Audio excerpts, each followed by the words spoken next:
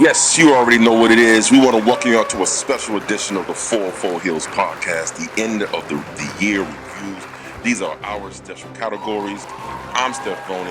That's the Oos, Aaron McKee. What up, y'all? It's your boy. We're going to call these the 404s. The 404s in 2024. That's what it is. That's what we hitting them off with. And these categories are not like your average categories because everybody and their mama doing the same damn thing. Yeah. So we gonna keep it a buck, and we gonna keep it light, and we gonna keep it fresh, and we gonna keep it funky. So we gonna be like a 80s rock band though. We gonna end with the bangers. We gonna end with wrestler of the year, men and women, and then match of the year. Yes, sir. We gonna give you the crowd favorites, but we gonna give you some awkward ones in between. Hey, that's what we do. We thrive off difference. You know what I'm saying? We're gonna keep that excitement going and keep it rolling. So, all right, Ooze. We got notes for days over here. You know what I'm saying? Oh, my man got that apple juice. I feel you. Oh, yeah. I feel you with you. Hey. Sober October. Hey, check this out. Sober October? Yeah. Hey, how about Holla. Hey, Happy New Year to you, Ooze, first of all. Yeah. Happy good New Year. Cling. Cheers, man. Sober October. I've been doing a little bit of sipping myself for the holidays, so you know what I'm saying? Juicy. Definitely gonna be sipping when we go to Raw. Yeah. 27th. Oh, yeah. It's gonna be good. Hey, matter of fact, any of the people who watch our show, most definitely show love. We're going to Monday Night Raw in Atlanta. In the January 404, obviously. We're gonna conduct some interviews. We're gonna make it live. We're gonna make it happen. So wait, instead of y'all ask us, we gonna ask y'all. Hell yeah.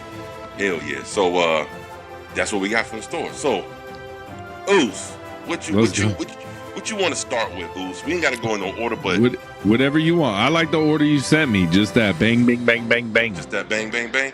So we're gonna start with the pay-per-view entrance of the year.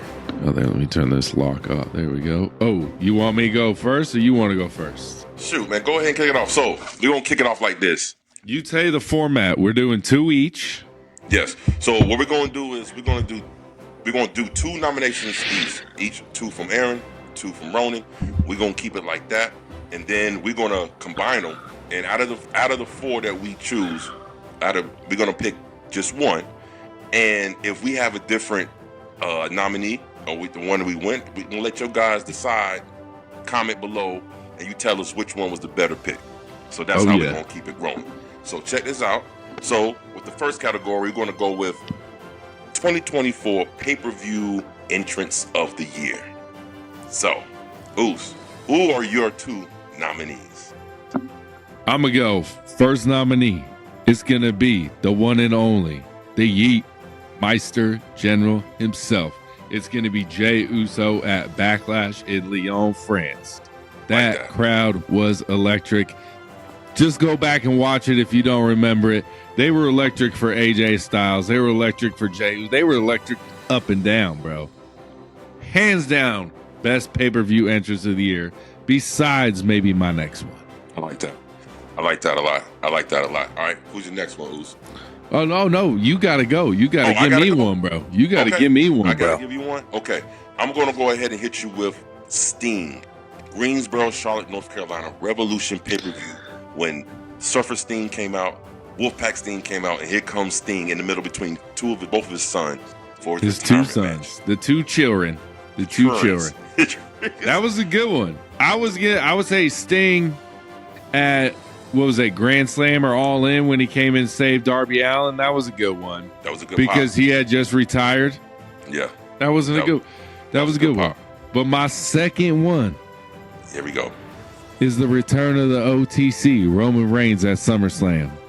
Okay. Bro, so fire, comes in, wreck shop, almost it was just electric, bro. Everyone kind of knew he was coming back, but then he came back.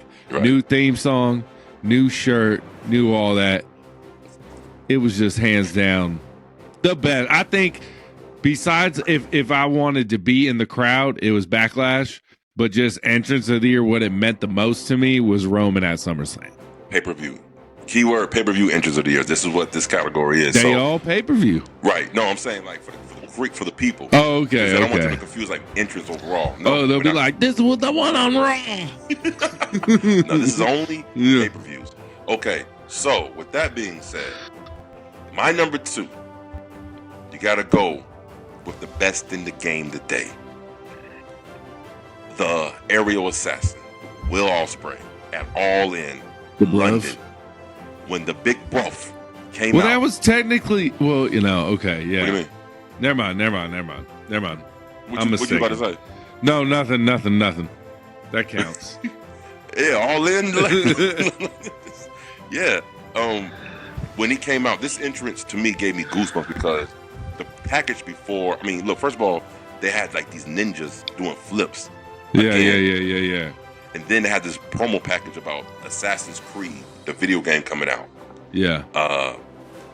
And they mixed in some Will Ospreay and this nice narration of and I'll never forget the ending narration. The man said, "We fight in the shadows to serve the light. We are assassins." And I said, damn, it's perfect because he's the aerial assassin, Assassin's Creed. They have him, and then he came out. I mean, the crowd popped. I'm talking. He was in London too, so that shit gave me goosebumps. And what else gave me goosebumps? He getting the LA Knight treatment right now, bro. Bro, give this man a better push, bro. Give this man everything. Give this man the belt. Not Give yet. him everything in the company, bro. Not yet. It's there. It's coming, but not yet. It needs to come ASAP. What is going? You scream, brother. I see it. It's close to me. Why? There's always some nasty shit on your phone when you bring it up, bro. I don't even know what you be watching, bro. Hey, bro, this is what you call it, Samsung TV. You know what I'm saying? Hey, so let's go through our nominees one more time. We got Jey Uso, who is on my list as Backlash in France. Bro, that's going to be hard to top, bro. That with the lights. Crowd-wise. Crowd-wise, yes, that would be hard to top. But I'm talking total package, everything-wise. And then we got Sting and his sons, Surfer Sting, Wolfpack Sting, Regular Sting, AEW Revolution. Then we have, what you say, Oos? You had Roman at SummerSlam. The return after his WrestleMania loss. Then I had Will Ospreay, All In. Yeah. Assassin's Creed promo package, perfect. Crowd going crazy in his home. That was a good one. Home country. So, all right. I think I already know where you probably going to go. You tell me what you selecting, Goose. Oh, I'm going Jey Uso Backlash. I would pay a lot of money just to be in that crowd to experience that. Right. And also it does help that whole pay-per-view, that whole crowd was just rocking. Crazy. Yeah. They were on one. I wouldn't be mad if a WrestleMania was in Lyon, France. Just to hear that crowd again, bro. Insane. Hey, those international crowds, man, they put in work. Yeah. They put in a lot of work. They take it away. You right about that. So, and we gonna talk about international crowds on this week on Word on the Street. International crowds. Oh man. With Raw on Netflix. International crowds, Raw on Netflix. Speaking of Word on the Street, boy, do I got some shit for Word on the Street, Oos. I mean, the pen's been fired this week. It's been. All right. It's been. So you want to go with Jey Uso, Backlash France? Yeah. This was a very hard one for me because I was torn. It's down to the final two. And it's Will Ospreay All In for me because I'm talking from start till he got to that ring. I mean, the presentation, and to me, it was a shock to me because I've never seen AEW do anything like a WrestleMania-esque type entrance. Yeah, like they really went out on All In, and Will Ospreay entrance, it made him look like a superstar. Like, yeah, it was phenomenal. The promo package before, the acrobatics of the ninjas, and then at one point when he was coming down to the ring and he did his little, and the explosions popped off in the back, and then the ninjas start flipping off the stage. He got in the ring after he was doing the Ospreay chants. He pointed up to the sky, and then there's fireworks happening over top of the what stadium was that? Wembley Stadium. It was well produced. It was perfect. So to me, I'm going with the bruv, Will Ospreay, because because I'm talking from start to finish. Now, if you want to get technical and get with the crowd will go to Jay. That was insane. That's when insane. That was the first time they brought out the lights, right? Yeah, the lights when it's entrance, right? And that it was one of the very first times, if not the first time, he started in the crowd too. Was it the first? That was the first time he started in the crowd, right? Or one of the first. I don't want to get attacked here, people. Hey, man, if they do attack, but we'll tap back. Don't worry about that shit, bro. Yeah. Check this out. If it ain't the first, it's the best. I tell you that shit. You know what I mean? So, what do you guys think? We have Aaron's Jey Uso backlash in France. You have Steph Ronan's Will Ospreay's all in Wembley Stadium in London. Bloodline. Which one do you think had the best pay-per-view entrance of 2024? You guys comment below. You guys tell us who brought it home in. All right. Next one. Surprise debut of the year. I'm gonna let you go first on this one with yours. Oh shit! Hold on. Wait a minute. I forgot to ask you? Did you have any runner-ups with yours? Nah, because there was only one answer for me. Okay. I had one more runner-up. Rhea Ripley, Elimination Chamber in Australia.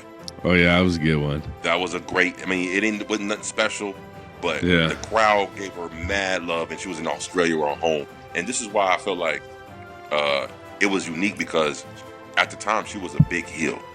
Yeah, she was a big heel, and it was giving her babyface love.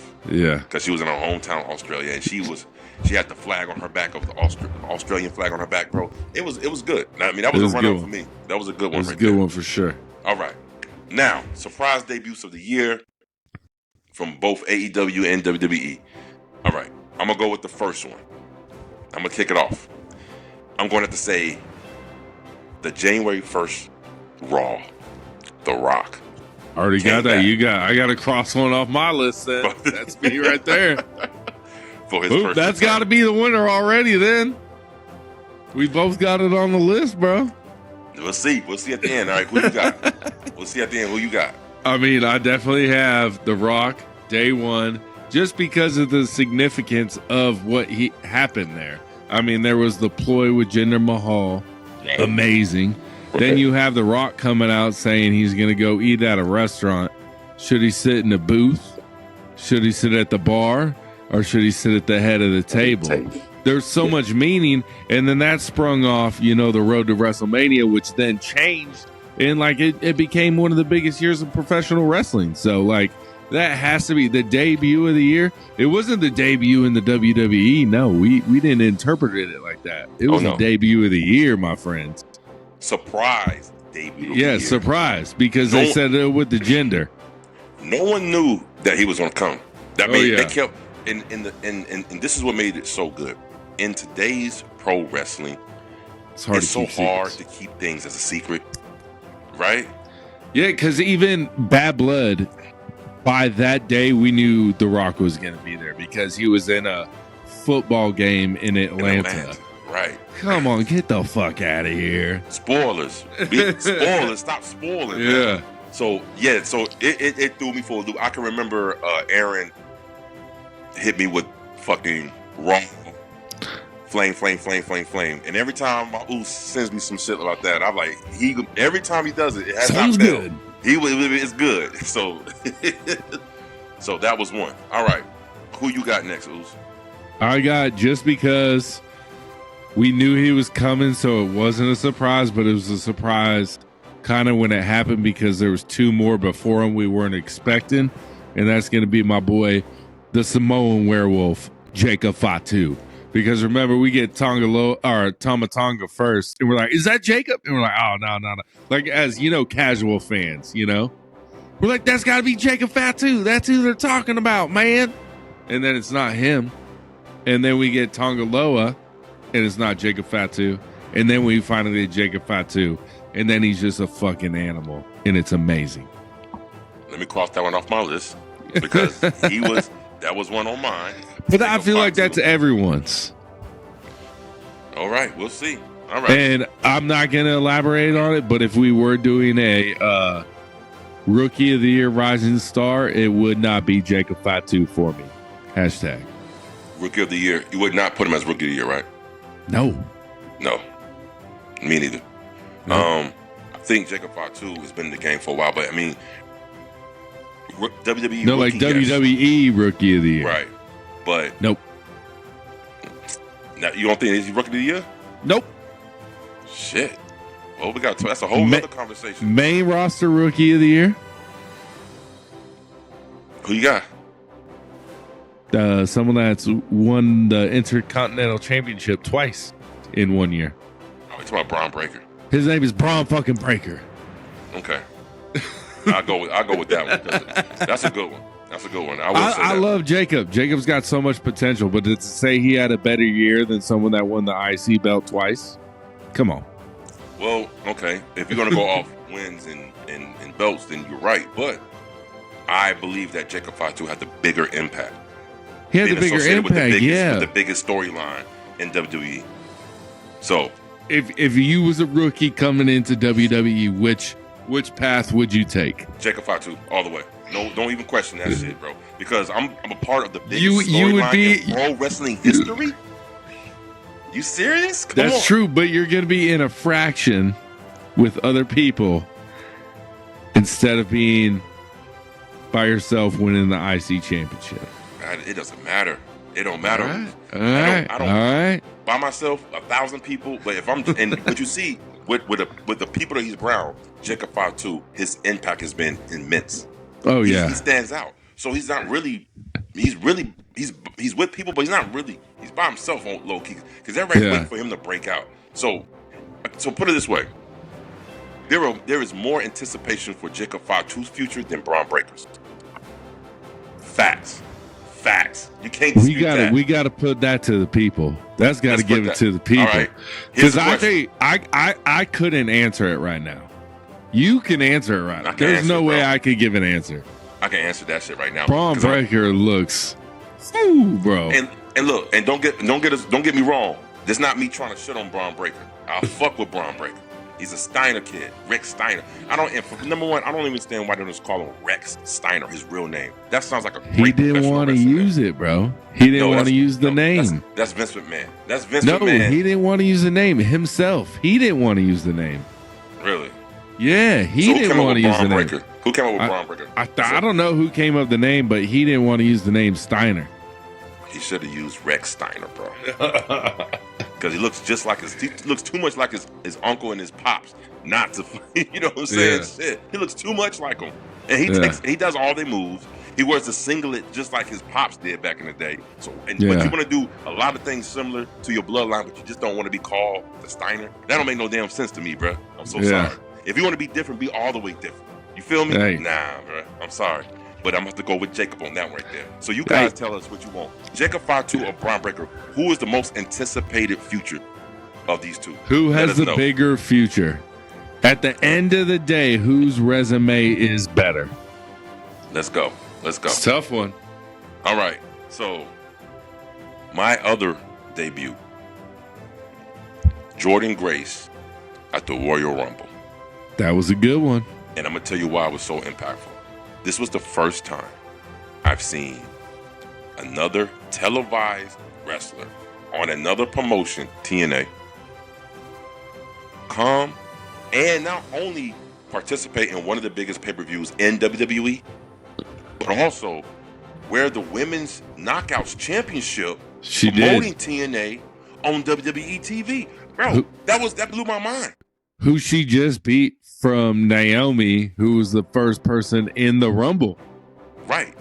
Exactly. And again, insane. Crazy. All right.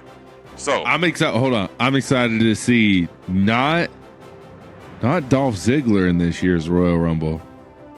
I'm excited to see Nick Namath in this year's Royal Rumble. Nick Namath is coming. That'd be dope. Is WWE still? Are they still doing business with TNA? Yeah, bro, because they're still in NXT. Okay. Jordynne Grace was there like a month ago, I want to say. All right, so this category, I had too many to pick from, so I had to put them all, and I'm gonna tell them which two. I got two more. Yeah. So you have Adam Copeland, on Collision. Okay, He has the Cope Open for the TNT title. And who comes out? His long life, very long time acquaintance. And he used to be called something else in WWE. And matter of fact, before he was called something else, he was actually called an edgehead. He had long hair. Him and what's the other dude's name? Kurt Hawkins were edgeheads. They was like edge clones. They dressed like him, looked like him, and everything. Then he turned around to become Zack Ryder. Matt Cardona. Matt Cardona came out and answered the Adam Copeland Open Challenge, the Cope Open. And to see Adam Copeland's face, and this is the first time that Matt Cardona appeared on AEW TV, the very first time. So to see his face and to see that surprise entrance, I'm telling you, that was good. Now my second one I have, a lot of people gonna shit on it, but you can't motherfucking shit on numbers. 1.4 million people saw this entrance and this debut. Mercedes Moné, big business in Boston, her hometown. Yeah. That shit was fire. That was a big moment right there. It was good. It was good. The last one I have, I witnessed it myself at the Gas South Arena in Duluth, Georgia. It was the weekend after All In, and Okada made his debut appearance on AEW TV. And when I tell you, Oos, when that coin dropped and they heard that sound, that whole crowd popped, bro. That motherfucker crowd popped so damn good that I didn't even know who the fuck was coming out. I didn't know who music and shit that was. That shit made me pop because they popped so damn loud. But then when his name flashed up on his name flashed up on the screen, Okada, that's when I said, you know what? This motherfucker gonna be big time. And that was a good one. But those are my runner-ups. I'm going to have to go with The Rock and Jordan Grace as my two. You're going to go with The Rock and Jacob Fatu. Okay, so we gotta take. All right, I'm gonna let you have The Rock and Jacob Fatu. I'm gonna go ahead and put Mercedes Moné, Dynamite, Big Business, with Jordan Grace, representing for the women on this side. All right. Who you going with? The Rock, bro. The Rock. Okay. Easy. The final boss. I'm gonna go with The Rock on that one too. But it was hard because I really want to pick Jordan Grace's, bro. I don't think you understand watching TNA in the early 2000s and the war that was in TNA and WWE back and forth. Yeah. And to see a TNA knockout on WWE TV and still say the words TNA, the TNA knockout, I'm like, this is insane. Yeah. You know, WWE, they are really strict with that. They used to never say that shit. They would never barely even acknowledge the other competition, bro. Yeah. So, but I'm going to take The Rock. It was a big time. It was surprising. And like you said, it kicked off what we now know the final boss. Yeah. So we agree on this one. So what you guys think? You heard the nominees. You tell us which one you like. We both debut of the year. Surprise debut of the year. The Rock on January 1st Raw when he faced off with Jinder Mahal and first proclaimed to come after Roman Reigns. The head of the table. The head of the table. So, all right. Let's go on to the next category. The best psychology, keyword, psychology match of the year. I'm going to let you kick off this one, Oos. That's Who easy. Did you have? Hell in the Cell, CM Punk, Drew McIntyre. I would take that off my list. They told a story from, I mean, you could say November of last year until October of this year when CM Punk made his triumphant return to Survivor Series War Games. But then this him and Drew really didn't kick off until Royal Rumble. So even then, that's January to October. And they had 3 trilogies. This is the, I love me a trilogy. And it's the cherry on top of the trilogy. Right. And it delivered in the match. They had payoffs in the match that were callbacks to their story, like with the bracelet, with the beads, everything made sense, and it was a great match. And it kicked off the show what it should have main evented. The only reason it didn't main event is because you had the bloodline. No, really. That match, it was on my. This was actually one of my. Yeah. I think for all these, I actually put 4 for everything. Just, I knew we don't have the similar ones, so I just picked off. But no, that match was incredible. It had color, and in today's WWE TV, it's hard to get color on TV because it's such a frowned upon thing. In WWE, I guess they saying we don't need blood. No, you do need blood on. It had a lot of blood. Matches. It enhances the match. It had a lot of blood, not on purpose. And not only was this a trilogy, a very good storyline from start to finish, even when Punk was injured, they still carried it along beautifully. I believe, if I'm wrong, correct me if I'm wrong, I believe this was CM Punk's first televised solo match. No, because he had the other 2 with Drew McIntyre. He had the strap match and the other singles match. Yeah. So, but I think one of those matches was his first televised match as solo since being back in WWE was with Drew, right? Yeah. Which one was that? Was it It was the first solo one, and then they went strap, and then they went Hell in a Cell. Okay. Yeah. They told a beautiful story inside that ring. The angst, the anger, and it seems like it still isn't resolved. Am I the only one that thinks like this feud still isn't resolved yet? Nothing's resolved with Drew McIntyre ever. King Petty, Drew McIntyre. Oh, dude, King he's becoming my favorite, bro. All right, so that was a good one. I'm going to have to go with Swerve versus Hangman Adam Page. Oh, this match was dog shit. The Texas Death Match. The one in the cage? No, that's not. No. This is just like Drew and Punk. They had trilogies. This was like the first match. This was after Swerve enters in Hangman Adam Page's home and stood over the crib where his child was in. And this calls for the Texas Death Match. And the match ends with Swerve literally hanging the Hangman with the chain from the post. This must have been early 2024. This is early 2024. I don't think you was even watching AEW like that. Oh, hell no. I don't remember this shit. Yeah. Like I said, so I have that. That match was gruesome. You talking about total great story. Okay. Great story, man. It enhanced the feud. And so they had that text. So this is why I tell a lot of people who still shit on the fucking cage match, which is insane to me. I don't understand. The syringe, bro. That's why. Who so fucking the syringe, what? bro? Dude, just take the syringe away from the match, and no one would talk shit about that match.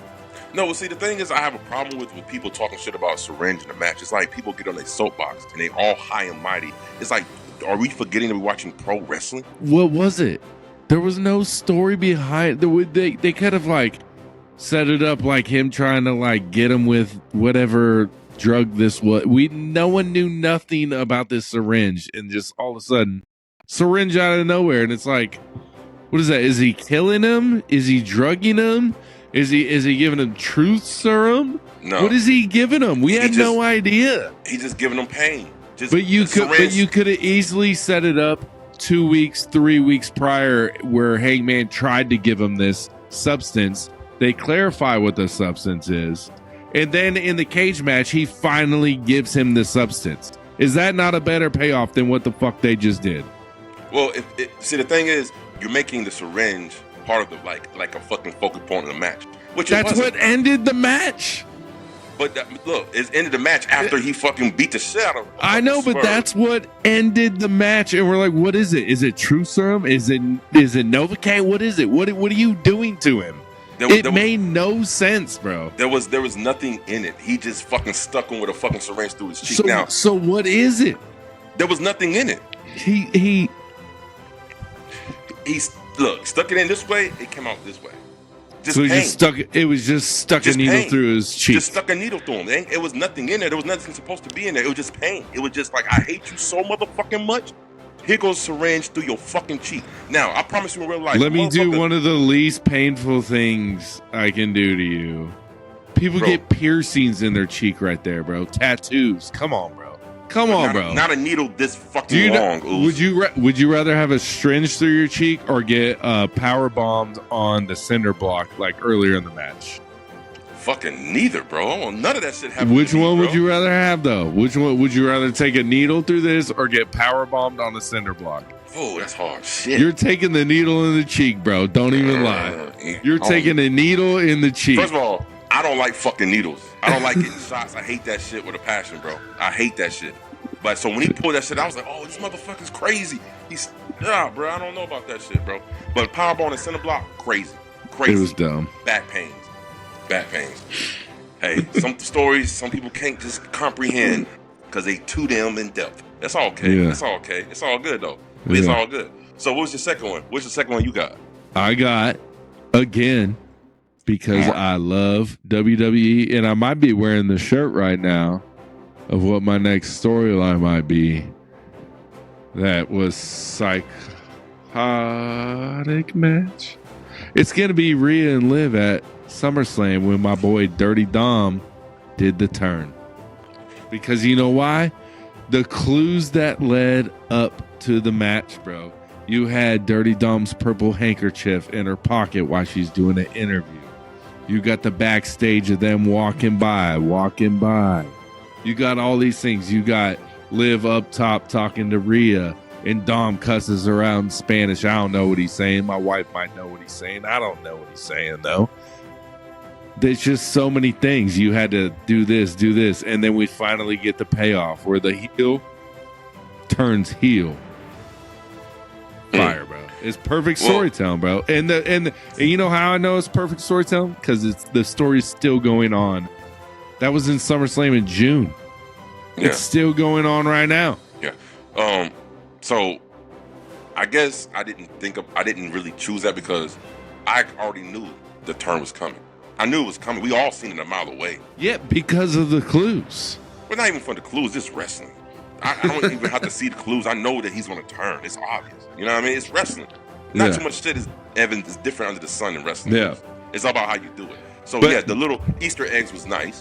One more thing I forgot. You have the Becky Lynch-Liv Morgan match where Liv Morgan beats Becky Lynch for the belt after Rhea has to vacate it.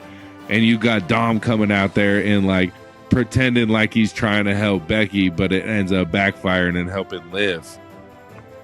Yeah. It's all it's a year, not necessarily the match, but just the year-long storytelling of it. The psychology. Yeah. I mean, that's what this category is about. And it had a lot of psychology in it, but it just, and to me, and I didn't put this on here, and I wanted to, and we got another category I wanted to put on there, but this shit is too drawn out, bro. I've lost interest in this shit. After SummerSlam, I think I lost interest into this fucking storyline between Liv, Rhea, and fucking Dom. Like, it's too long. I honestly, at this point, I want to see Dom turn babyface. Because I know for a fact, once he turns babyface, and depending on how it's going to come, he's going to get a crazy pop. See, people love to hate Dom. They don't really hate Dom. He don't have real heat.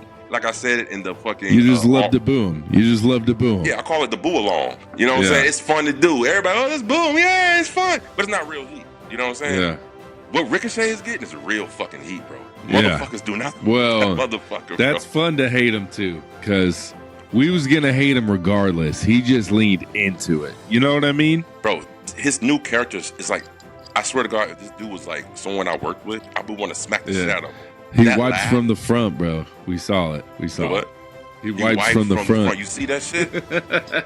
What is that all about? Can't trust that, bro. And that fucking laugh, that bro, I wanted to smack the shit out of this that's that American-made laugh from the Creed brothers. That Joker laugh. Oh, honestly, you know what that laugh is really from, though, right? Jadakiss. Yeah. Remember Jadakiss? Yeah. That shit comes from that, bro. But yeah. All right, what's your second pick? My second pick, bro. I'm surprised you didn't even say this shit because we raved about this match after it happened. Cody Rhodes versus Kevin Owens, Bash in Berlin. The psychology in that fucking match was amazing, bro. Yeah. Was he gonna turn? With KO not turning, bro? It's and then goddamn it, he's turned now, bro. He's all the way turned. Listen, the fact that made that match so good was the whole time I'm on the edge of my seat, like he's gonna turn, he's gonna turn, yeah. and he never would does. never give into it. So it made it that much more spectacular, bro. There was a great psychology match. Hell Him yeah. and Cody has good chemistry in the ring.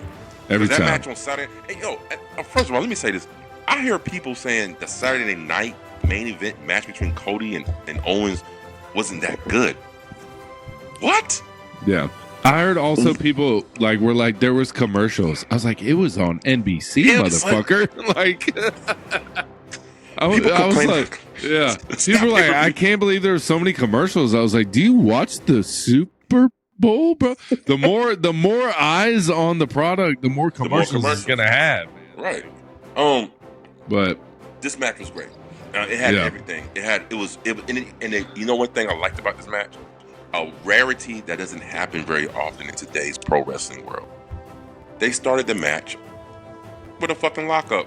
Yeah. Imagine that. Something simple as a lockup. You know what I'm saying? That can enhance the match itself. Yeah. That match. And I will say back then, KO had no chance of winning Royal Rumble. KO's got a chance of winning.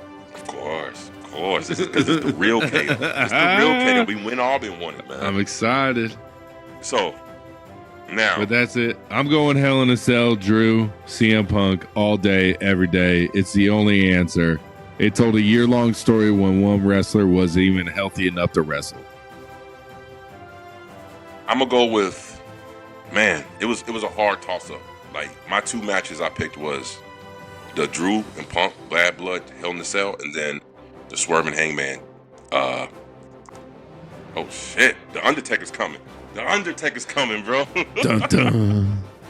I had to go with the Swerve Hangman Texas Death Match. That shit was. You haven't even seen that match, have you? No. You need to I'll go watch it. Go watch it. Oh, he's coming again. Oh my god. Yeah. Go watch it. Oh shit. It was good shit. Now, my runner-ups I had for this match, I had one, and. No, I'm not going to even say it. I'm not going to say it. I'm going to keep that right there. Okay. So, the best women's storyline of the year. Who do you have your nominees to be, bro? Okay, I'm a ramble them real quick because obviously the first one is going to be Liv and Rhea. We just talked about that. I'm not going to shoot the horse twice. Okay. But it's Liv and Rhea for sure. But my second one, and this one you don't really got to think about it, but it's Tiffy time in the Money in the Bank. Just how many times they've teased it and teased it and teased it. And the people, the IWC, think it's going to be a failed cash-in. That's insane, y'all. There's no way it's going to be a failed cash-in. No way. But I predicted many, many times, if y'all watch us, you know, I think it's going to happen Raw on Netflix. And I think it's going to be after the last women standing between Rhea and Liv. Whoever wins, Tiffy's coming out and she's cashing in. Because they're going to be beaten to a pulp. Okay. So you said, you're not going with... It's Liv and Rhea is the story of the year. But my backup is Tiffy with the Money in the Bank. Okay. So, have just one, again, the same rebuttal I have for the other shit. The storyline, I had Rhea and Liv written down, but I crossed that bitch out because it's too damn drawn out, bro. At some time, every storyline has ran its course. And that shit is dry as fuck. I don't care about who wins. At this point, I just want Rhea to hurry up and get the fucking title back so we can move on. So she can move on to something else. Yeah. Because I already know that's what's about to happen. It's too drawn out. Do the people, let's ask the audience. Are we sick of Liv and Rhea? Y'all let us know. Comment below. No, how about this? This is a better question. Do you think the Liv and Rhea storyline's been drawn out? Has it ran its course? And does it end on January 6th? I hope it does. So I didn't pick that storyline because of that. Now, I did pick a WWE storyline. I'm still entertained though. I will say. What about Io Sky versus Bailey? That was a good one, but Bro, they was in the same faction. Yeah. And you can see, Bailey, And getting a little bit Bailey too big for winning britches. the Royal Rumble was huge too. So I was there. It was dope. Okay, so my pick, and it's no surprise, bro. I'm gonna be honest with you. To me, the Tony Storm and Rob May storyline, that shit was made a up there. star. That was up there. That storyline made a star. Yeah. When she was Tony Storm's lackey, Mariah Yeah. May, no one gives a fuck about who the fuck she is. Now she's a fucking star, Oos. Yeah. That storyline produced a star. To me, that has to be the winner because it produced a star out of that storyline, like big time. But this storyline produced Liv Morgan as a superstar as well. I would say this is Liv Morgan's. She's on NFL games on Netflix promoting the WWE, bro. Okay, she is the face of the women's division right now. Okay. In all of wrestling. Right, because she's a champion, right? The WWE Yes. always put their champions at the face. Now, I would say this was her official coming out party, but she won the WWE Women's Championship before she was the Women's WWE Heavyweight Champion. Before she won. Yeah, she won it previously. Yeah. Cash in Money in the Bank. Yeah, she won. Yeah, she won the Money in the Bank and then cashed in that night against who? Do you remember? Who had the championship? Ronda fucking Rousey. Oh, wow, I forgot she was even in wrestling, bro. The GOAT. Just kidding. I did not mean that. I honestly feel like this. So put it this way: the WWE strapped the rocket to her back a while ago, but that motherfucker just didn't take off as they hoped until with the Royal Rumble return. She came back this year after Rhea injured her shoulder. She came back at the Royal Rumble. I believe she was the runner-up against Bailey, but I know she was top 4. Mm-hmm. And then, she was set to do the main Rhea thing right then and there, but then she, Rhea got injured. And then Liv just took off from there, bro. Yeah. So, okay. So my other pick, I got one more, was Mercedes Moné featuring Camille and the Chris Statlander. Now, the matches between these two ladies, this is how you know it's going to be a good match. When a motherfucker say Mercedes Moné and Chris Statlander 2, yeah, because both of these matches fucking was good. Now, did you see World's End? Not yet. Bro, the fuck, bro. I'm watching it in the morning. You will be thoroughly surprised. I mean, bro. I've seen a lot of it already. I've seen like 4 matches already, but... Oh, okay, so you have started watching it. Yeah. You just haven't finished it. Yeah. They put on the fucking banger. Like, another one. Yeah. And that's what I hear. And Mercedes stepping it up. Well, no, she's not stepping up. She's stepping back in form. She's back into her game. She's in her bag now. Because when she was in WWE, she put on bangers all the time. But I'm telling you, the injury slowed her down. And, I kind of feel bad for roasting her ass for the beginning of the year because that shit was boo-boo as hell. Did. But she deserved it. herself. I tell you what, if there is ever a 2024 redeemed wrestler of the year, she is it. How she started 2024 and how she finished it is night and day. Yeah. So Mercedes Moné, good job on that shit, baby. I knew you had it in you. So that was it right there. And like I said, the Mercedes Moné and the Chris Statlander, like it came from Chris Statlander, Willow Nightingale, to Chris Statlander versus Camille, and then it changed it to Chris Statlander versus Mercedes Moné for the TBS Championship, and it kept unfolding. So it was a great storyline for the whole year, and they put on banging ass matches. For sure. With that being said, who you going with, Oos? Liv and Rhea, bro. This is the story of the year, bro. You don't go with Liv and Rhea, bro. It's the story for you to say it's getting played out means it's the story of the year, bro. No, because it's getting played out.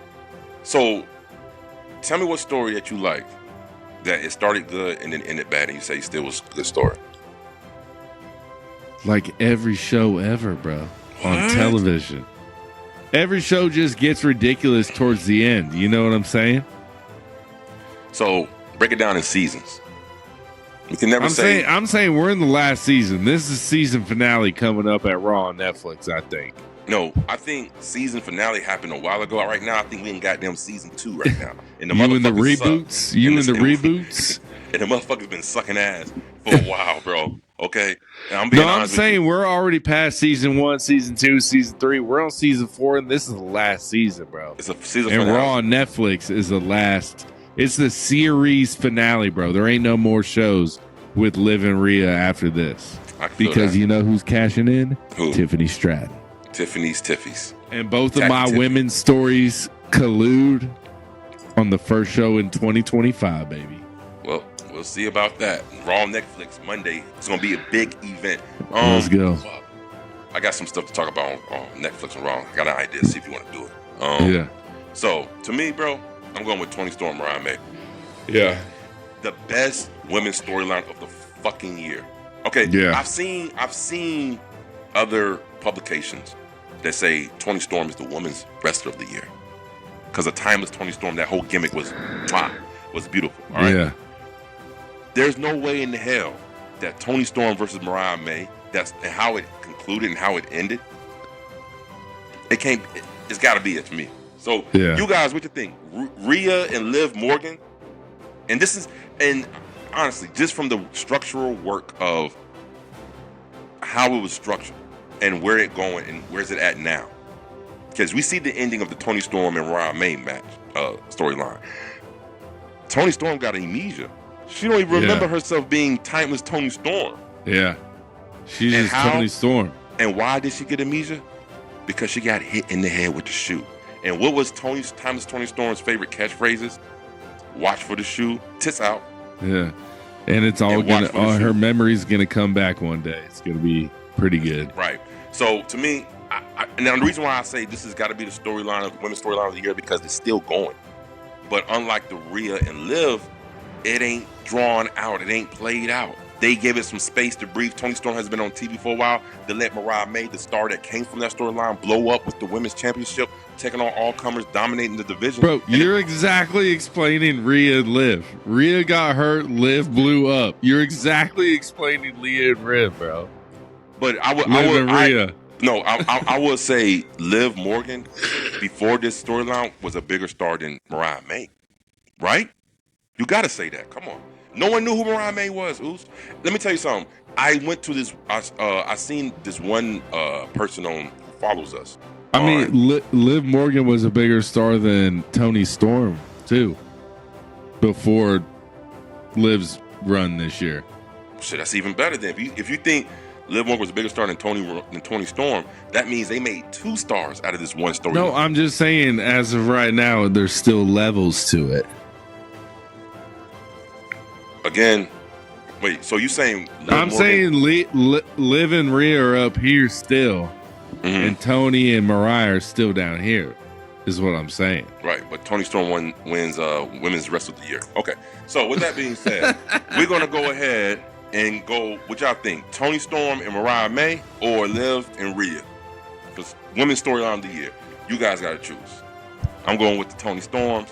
He's going with Rhea. Well, I'm sorry, he's going with Liv because he switches. Liv and Rhea. What side are you? Are you Team Rhea or Team Bro, Liv?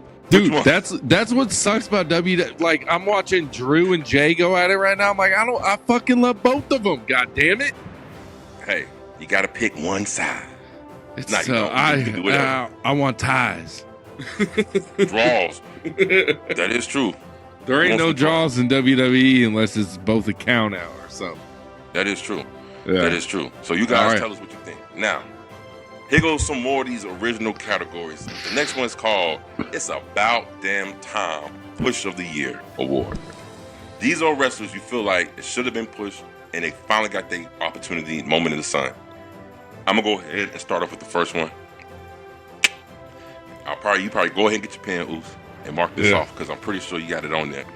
Chelsea Green. 100%, bro. 100%.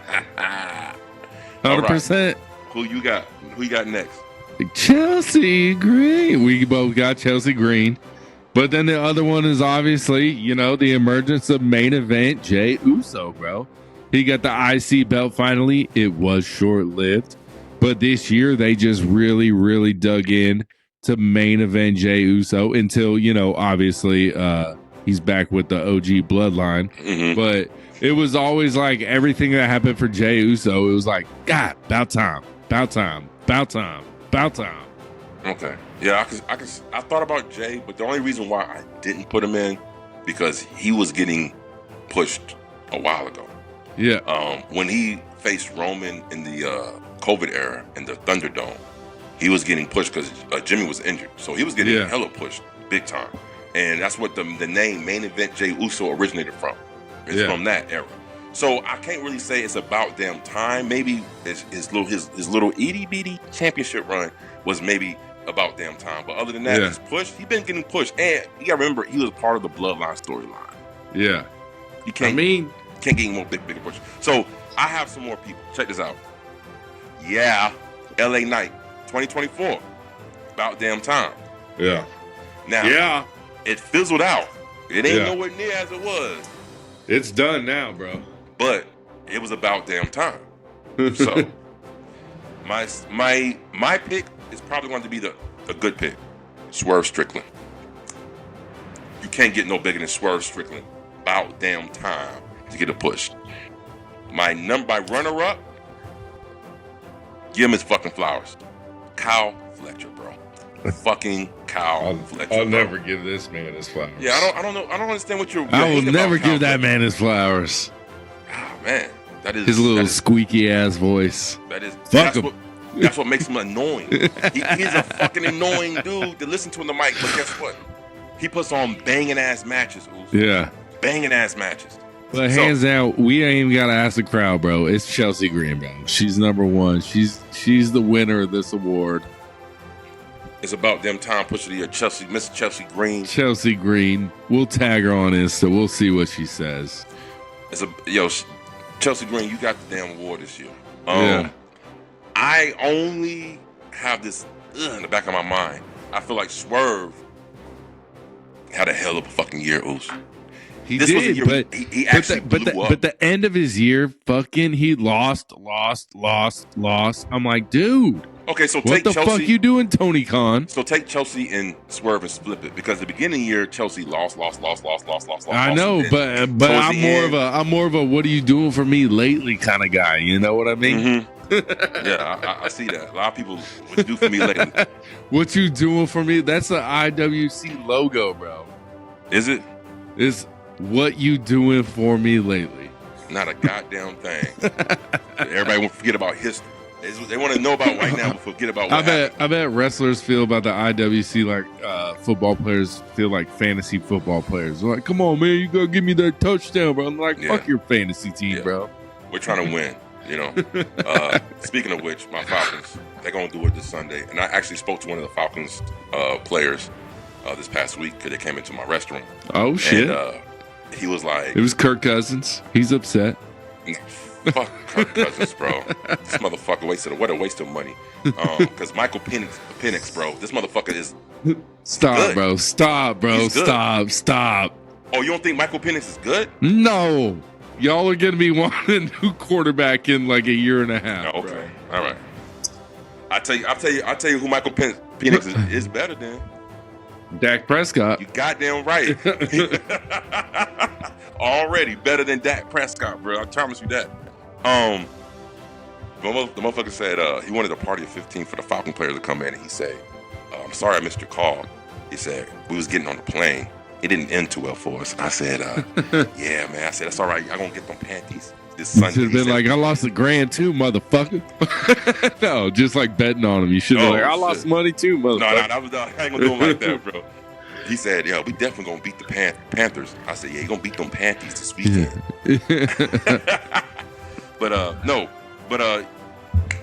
So we're going to go with Chelsea Green on this one.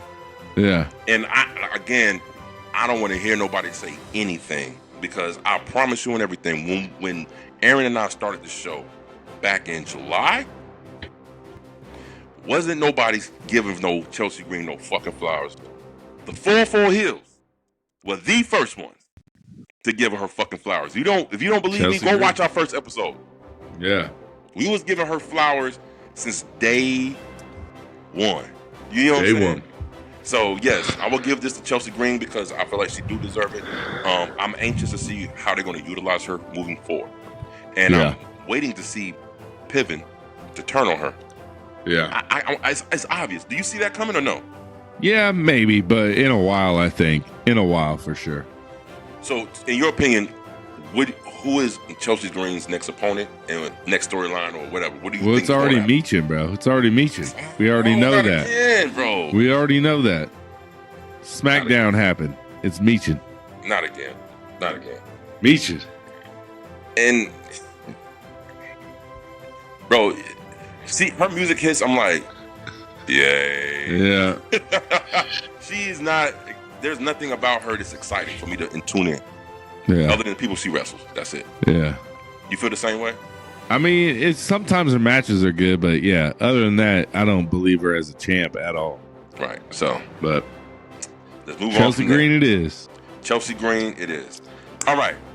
Bust your ass moment of the year, Oos. Yep. Who do you have for bust your ass moment of the year? Now, let me explain this to the fans that they don't understand. The bust your ass moment of the year award is a wrestler, whether it's by other wrestlers or he did it to himself, bust his ass like a motherfucker. Yeah. So you tell me who you got. They bust their ass. Big E got his ass busted by the New Day in ring. He got annihilated.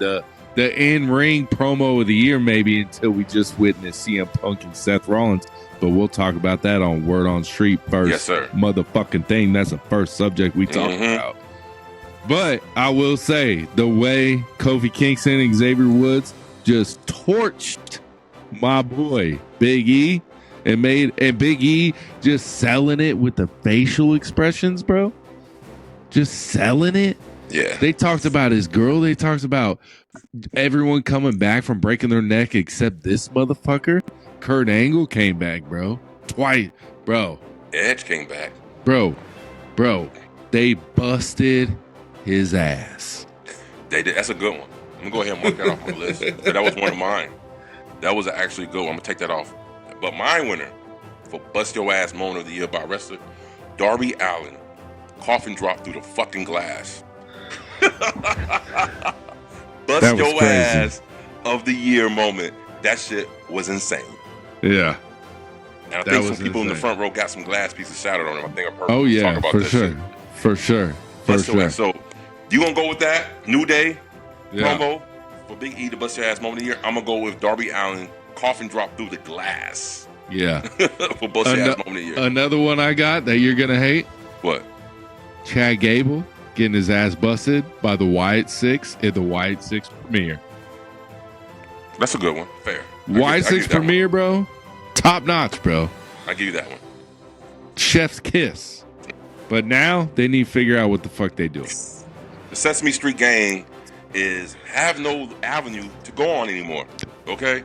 So, no. Fuck Sesame Street gang. I do not like them. And matter of fact, for the next category, I got something to talk about that shit. But hey, won't you guys let us know in the comment section, what do you feel is the bust your ass moment of the year? Is it the Big E, New Day Big promo, E getting bitched. getting bitch slapped verbally by the fucking New Day, or is it Darby Allin coffin drop through the glass for bust your ass moment of the year? Yeah. You guys let us know. Hold on, I got one category. We have no nominees. We both and the fans know it's bitch moment of the year.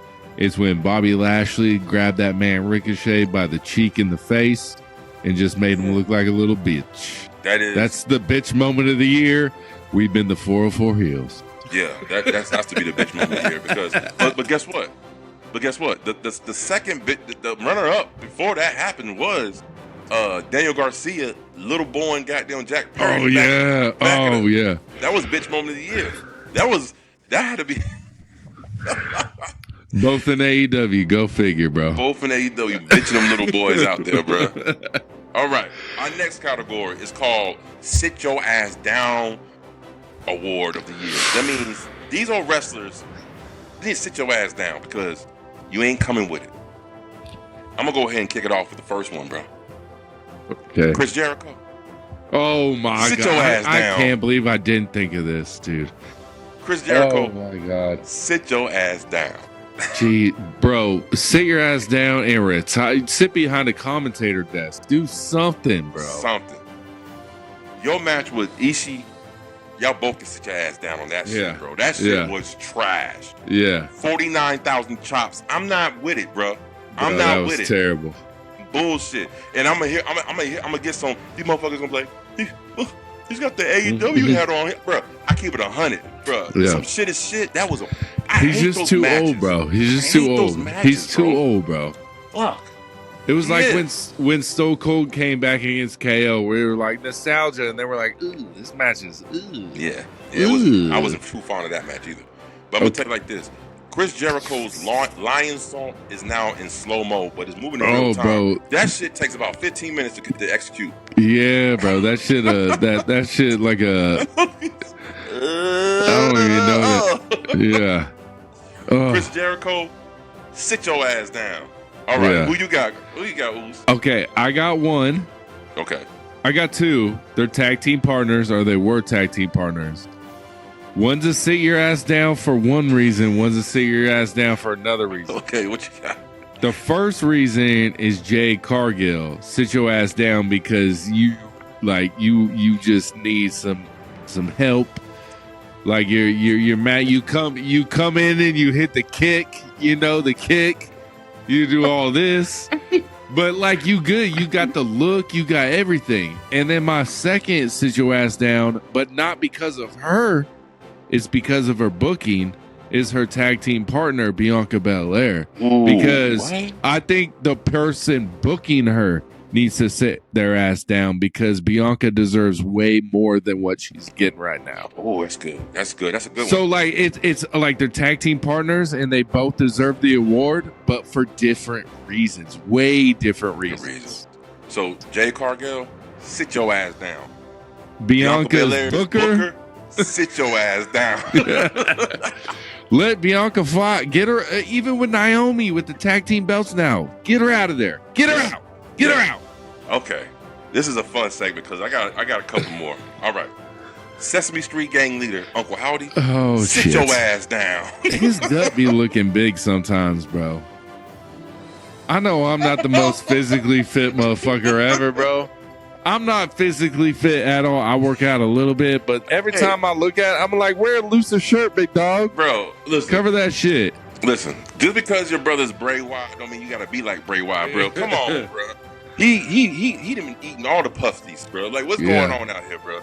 But Uncle Howdy, sit your ass down. And then you know who else I got? This is from TNA. AJ Francis, aka Top Dollar, sit your ass down. Yeah. You know what I'm talking about? Yeah, I know who you're talking about. The biggest heel in the game, baby. Do you think so? No, that's what he said. Self-proclaimed. He said he's the biggest heel in professional wrestling. I was like, bro, 85% of wrestling fans don't know who you are, bro. You're right about that. But the only reason why I know about that, we know who we are. I didn't like what they were doing in WWE with B-Fab and I forget the other guy's name. Hit Row. Hit Row. There you go. Yeah. Adonis. Yeah. And I was like, I don't like this. But like, I like what he's doing in TNA right now, but you got to realize TNA is a small market, you know? Right. Hopefully TNA gets that TV deal and they get on a major network or a streaming service. I'm excited. I'm excited for AEW to get on this HBO Max starting tonight. Right now. Yeah. It's on. But let me tell you something. No more paying for pay-per-views or streaming them. They're just going to be on HBO Max. You got HBO Max? Yeah, fuck. I got all the streamers, bro. Hell yeah, bro. Now you can watch past episodes of AEW Dynamite with Cody on it. You can tell me what you think. Oh, yeah. Yeah, man. So AJ Francis, sit your ass down. Yeah. And I got one more, and I can't believe you didn't even say this, bro. You've been waving the fucking flag for this fucking faction for the longest, and I can't PFC, baby, sit your ass down, PFC. PLC, sit your ass down, for real. Damn, bro, I didn't even think about it. Oh, man. You know why I didn't think of that? What? Because I don't think of them. That's why. You know what? I wouldn't have thought of them either, but researching and going at fucking Sonya Deville popped up. I said, you know what? She need to sit her ass down, and the whole damn faction need to sit their ass down. You remember Chelsea Green was tag team champion with Sonya Deville when Sonya Deville got hurt, and then they put in Piper Niven, and now Sonya Deville is in the PFC, and Chelsea Green is the United States champion. First women's United States champion. So a Canadian. So let's run through it right quick. We said Chris Jericho, sit your ass down. Yeah. You said with Bianca Belair, but for nice reasons. Her booker, sit your ass down. And Jade Cargill, sit your ass down. Uncle Howdy, sit your ass down. AJ Francis from TNA, you can really sit your ass down. And PFC, Lord knows you need to sit your ass down. All three of you. Yeah. So, who are we going to pick, Oos? Who are we going to pick? PFC. PFC? I'm going to go Chris Jericho. Sit your ass down, bro. Yeah. I got to go with Chris Jericho on this one. You know what? Nah, I can't even do that with Chris Jericho. Only because he's a legend. I actually like the fucking learning tree gimmick. That's the best gimmick he has since he's been in AEW. So I'm going to go with Uncle Howdy. Sit your ass down. Sit your ass down. So you tell us who you want. We got PFC or Uncle Howdy. Uncle Howdy. Who needs to sit their ass down? You guys let us know. That's going to be a good one right there. I can't wait to chop that bitch up. Sit your ass down. All right. Backstage segment or / moments of the year. So basically anything that was not inside of the square circle or promo in front of the ring, anything happened backstage moment of the year. I'm going to kick this one off. Cody Rhodes, Kevin Owens, parking lot brawl. Caught on camera by fans. In the 404. In the 404 after Bad Blood. Bad Blood. What you feel like? Interesting. What you feeling? I like it. I got one with Cody Rhodes that is also backstage. Okay. And it's going to be the final boss, where the final boss beats the shit out of him. How did I forget that shit? You're right. Beats him. Mama Rhodes puts the belt on and then you also get that segment that was on television, and then you get the segment after television where they're like, cut the cameras, we're off. And he's like, fuck that, keep rolling. Yeah. And then it gets even better, bro. The next day, you go to bed, and you're like, that was fucking amazing. And then you wake up, and it's even fucking better, bro. You know what? I got to give you props on that one. I completely... Because it was early. It was early. There's all this happened for WrestleMania. Yeah, so it was real early in the year. Yeah. That was a good one right there. Yeah. All right. I got one right here. The New Day backstage argument. Check off my list, bro. If it wasn't for The Rock versus Cody, this would be one, bro. Rock Cody's number one by far, just because of the camera ending. But goddamn, the way they cut each other deep, bro. Yeah, that was hard. That was hurtful. And the reason why I'm not going to choose it, but I had to put it as a nominee because of how it ended. I wanted to see Kofi versus Woods. Yeah. I wanted to see that rivalry escalate. I will say that promo led to them teaming up, which made no sense. Yeah, I still don't get that. That promo led to them teaming up on Big E. Nah, so I will say honorable mention, but it was just honorable mention.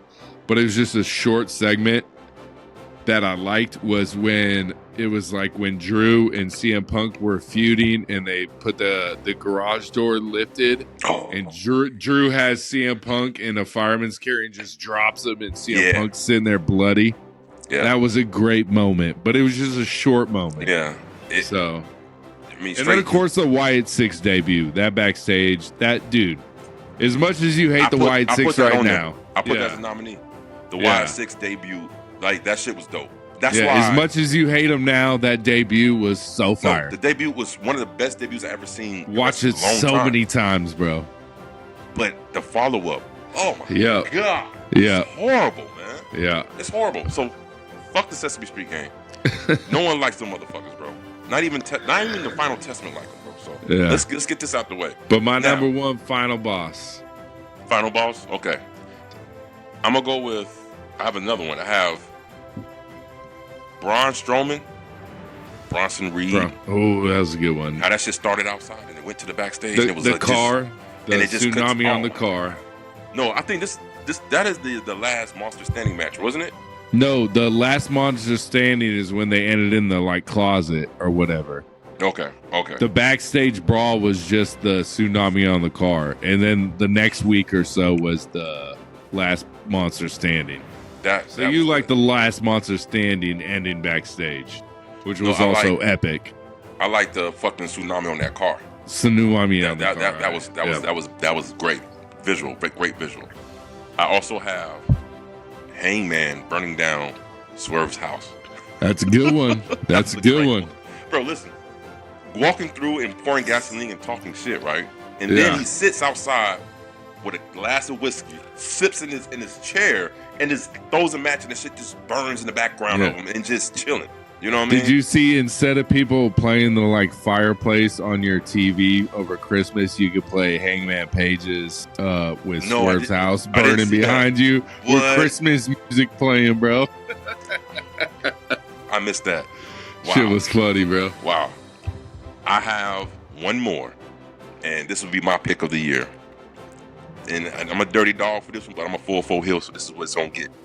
CM Punk versus Jack Perry at All In. Oh, yeah. The shit that broke the internet twice, 3 times, 4 times. CM Punk was right the whole time. I'm going to go with that one. That's my pick of the year. CM Punk versus Jack Perry All In footage. That's a good one. That's a good one. Who you going? You going with the final boss? I'm going final boss, and then 1B is the CM Punk backstage. Okay. For sure. So I'm going with the Hangman burning Swerve's house, but I got to go with the CM Punk Jack Perry backstage shit, bro. Yeah. That meant a lot. There was a lot of speculation with it. Man. And they gave AEW a spiking their ratings just from that shit right there. Yeah. Yeah. You know? Hopefully they got some more to save them, you know? I know, right? Let's see. But guess what? It's a whole new year. AEW's been rolling, bro. And let me tell you something. One thing that no one is giving AEW credit, keep throwing these fucking numbers. Yo, numbers about to be dead. Okay? Yeah. Between Netflix, streaming, everything's about to be dead, bro. Yeah. Right. So it's all about to be merch sales, everything sales. It's about to be streaming deals and merch sales. That's all it's about. You're right. Yeah. It's going to be about Gates. Gates is still going to be relevant. Yeah. You know? Oh yeah, 100%. Gates might be the most relevant, honestly. I don't want to keep seeing these dumbass fucking thumbnails with the numbers of how bad Collision and AEW. Bro, stop it. Like, I don't think I understand. Like, cable is dying. Cable is dying. Real shit. Yeah. So if cable numbers keep going down, keep going down. Yeah. So I don't want to hear that shit. It's gonna be about streaming. That's what it's going to be about. Yeah. When I believe when Seinfeld got off the air, they did like 50 million viewers, which is a lot back then. Jesus. But like now, the Super Bowl right now does 50 million viewers, which is really low for the Super Bowl. Bro, so Seinfeld I don't know those numbers. Bro, if a show does 50 million viewers now, that's a lot. Bro, that's breaking every record in the book, bro. That's insane. Yeah. That they beat out Friends. And Friends was Saturday Night Main Event peaked at 2.3, bro, you know? And that's with streaming numbers added into it. Yeah. It's crazy. So there's just too much to watch, but let's move on, big dog. So wait a minute. So that's the 2 right there. We got fans. You got to choose the final boss, backstage segments, or CM Punk, Jack Perry, all in backstage incident. All right. Botch of the year. I think me and you can agree on this shit. Ain't but one logical explanation about this shit. It's the man we call Botch. That's it. Tongaloa, baby. All of them. Here you go, Botch. Here's your award. Botch of the year. You can't get people in the corner. You can't hold a belt right in the air. You just botch, bro. You my guy. You can't even clothesline a motherfucker. Yeah. And I talked about it on my SmackDown review. They didn't even act like this motherfucker gone. They didn't bring it up. They didn't mention it. They didn't say, hey, he's gone for this reason. No, he's just gone, bro. He might not even return, bro. Bro, I think they asked Solo. It was like, was any updates on Tola? He was like, who? He gone, bro. So, Botch, you win Botch of the Year. Thank you.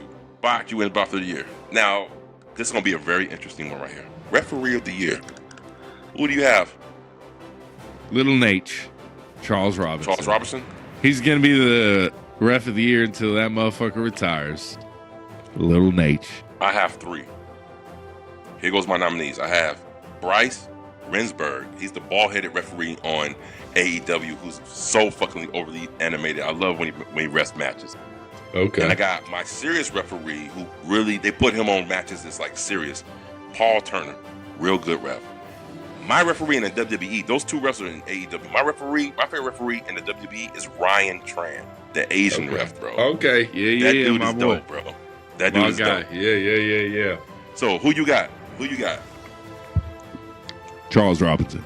Charles Robinson? 100%, bro. I'm going to go with, this is hard. Bryce Rensburg.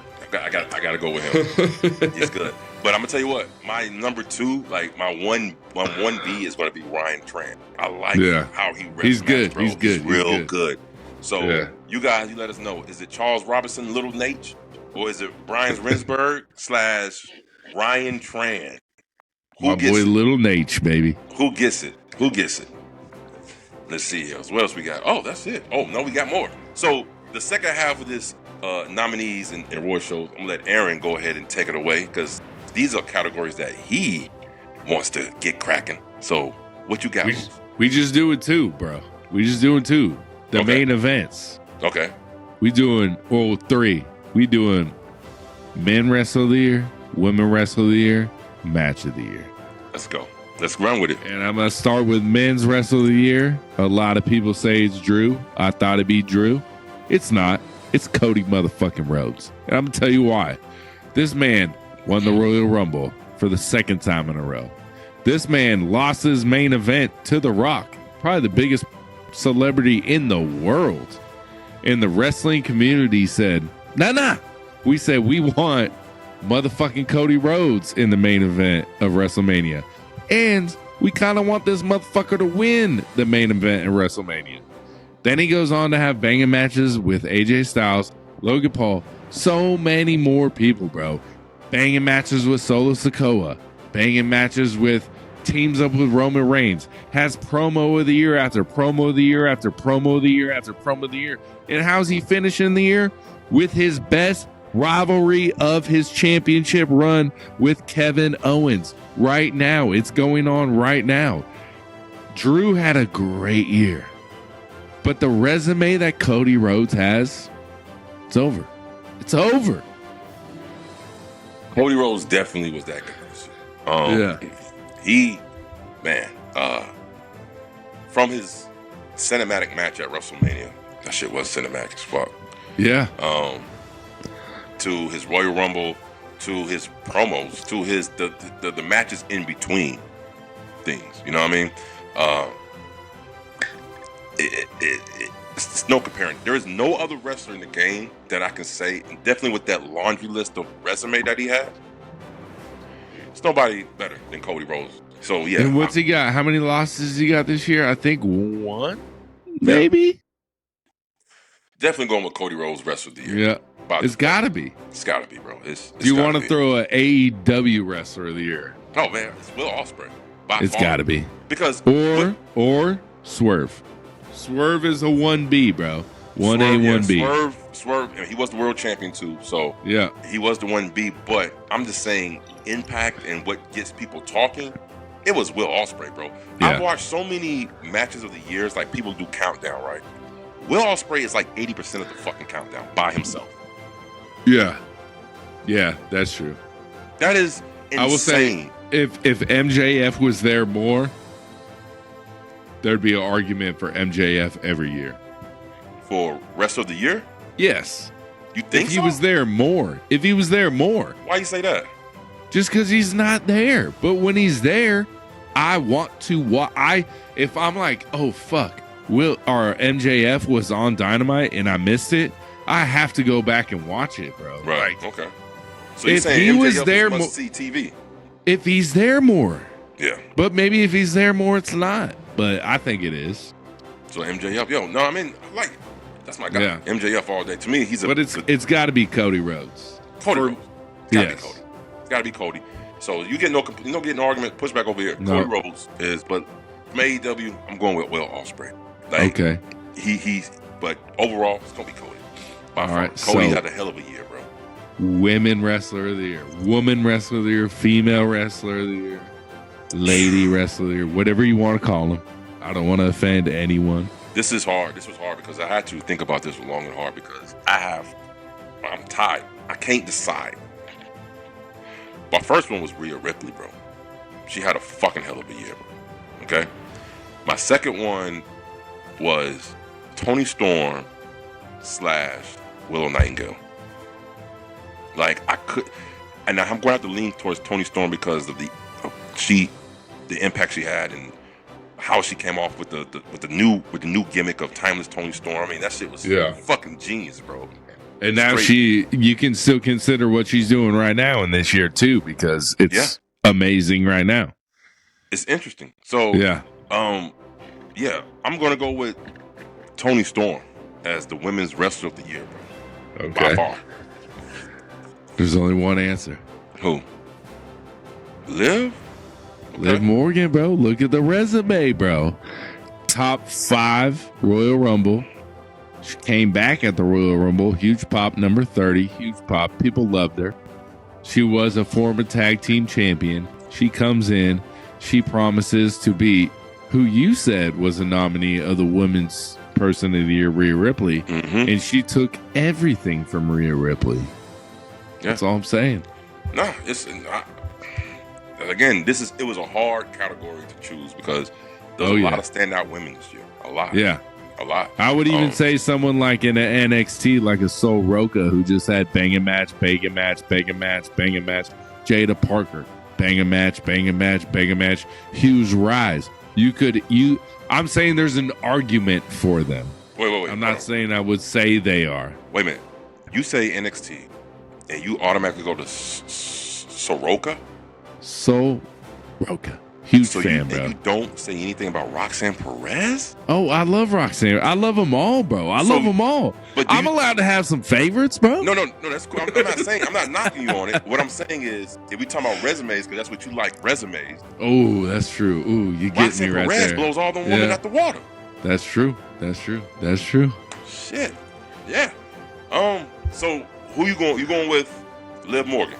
Liv Morgan, hands I'm down. going with Toni Storm. Timeless Toni Storm. I'm not mad at it. I'm not mad. I wouldn't be mad if you also choose Mariah May. I feel like it was a tale of two years, half years, if you will. Yeah. If you split 2024 down the middle, AEW women was Toni Storm. This half was Mariah May. Yeah, I would agree.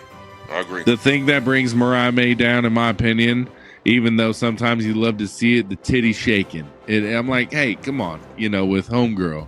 Wait, what you got against titties, When they bro? do no, I ain't got nothing against it. I'm just saying it's tacky. It's tacky. It's tacky.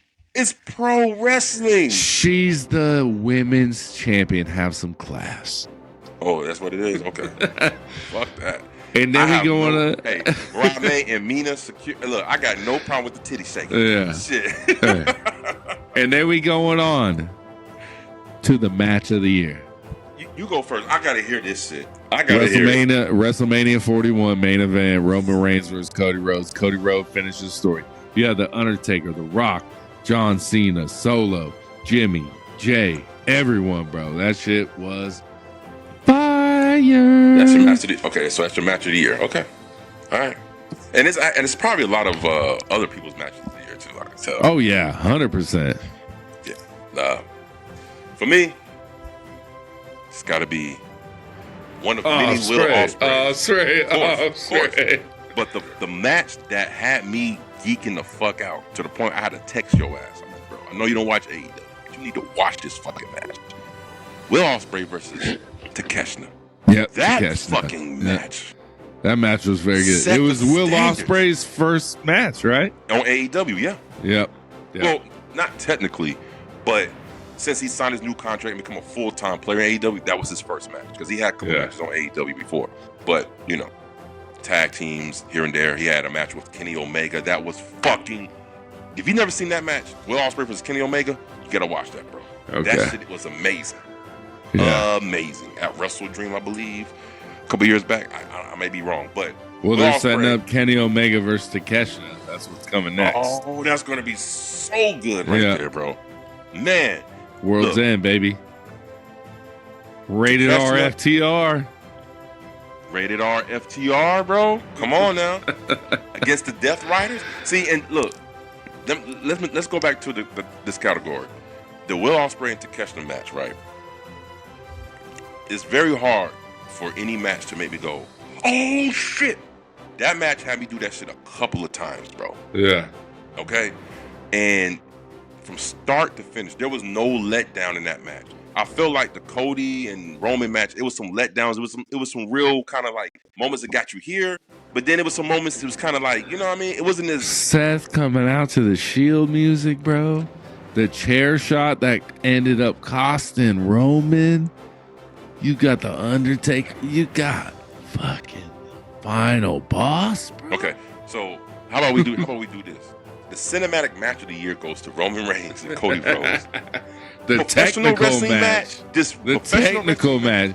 You can't say professional wrestling. You can say technical wrestling. Technical wrestling? Yes, we're gonna go with technical Professional wrestling is too easy to interpret either which way. Either or, right? Okay.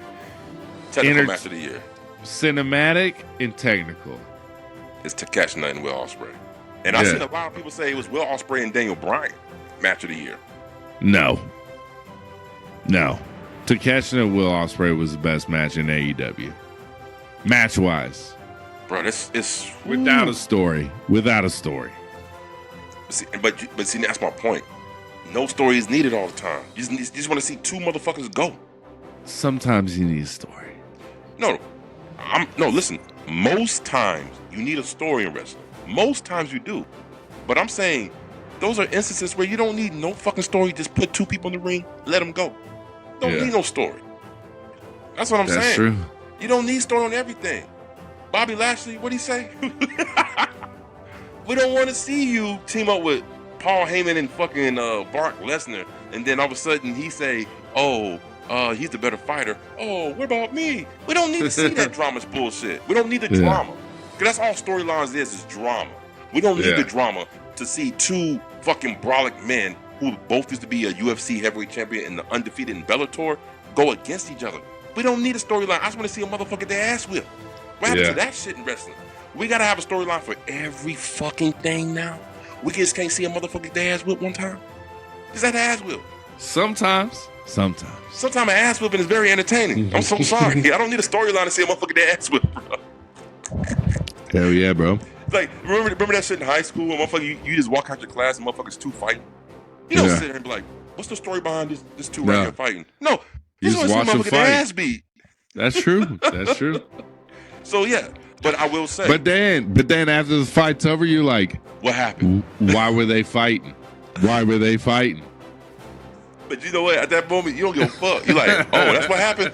But I will say, and I will give credit, most wrestling matches do need storylines. Most. Yeah. But you do have instances where you don't. So, you know, you can have the best of both worlds. You can have a little bit here, a little bit there. What's wrong with that? Not everything needs a storyline, because sometimes storylines are boo-boo like a motherfucker when you're trying to make something happen when you don't really need it. You know what I mean? Yeah. So, that is it for the 4-4 awards in 2024. Tell us we here. We'll be back tomorrow with Word on the Street. Fan questions. Lock them in. We knock them out. Look, within the Word on the Street, we're going to break down some. First thing, like Aaron said, we're going to talk about is that Seth Rollins. CM Punk and Seth Rollins. There's a lot to digest there. Look, I got some shit Bro, to break hey, down. I broke some shit down. but we record at 12:30 tomorrow. We need we need to start the promo at 12:20, and then we need to lock in at 12:30. I want us to both watch the promo, and then just start recording. Oh shit! How we gonna do that? Like, you just watch the promo, I'll watch the promo. Okay. And then at 12:30 we just start word on the street. All right, write that down. 12:20. So I think the Promo promo is like 7 minutes. No, I think it's 9 minutes. No, it's actually like fucking. The whole segment is like 12 minutes. Yeah. So let's just watch the segment and then go straight into word on the street. Bro, I took notes. I saw that shit like 2 times. That promo, All right? And I took Hold on, let's mad stop notes. this. Let's stop this real quick. That's a 4 of 4 words, bro.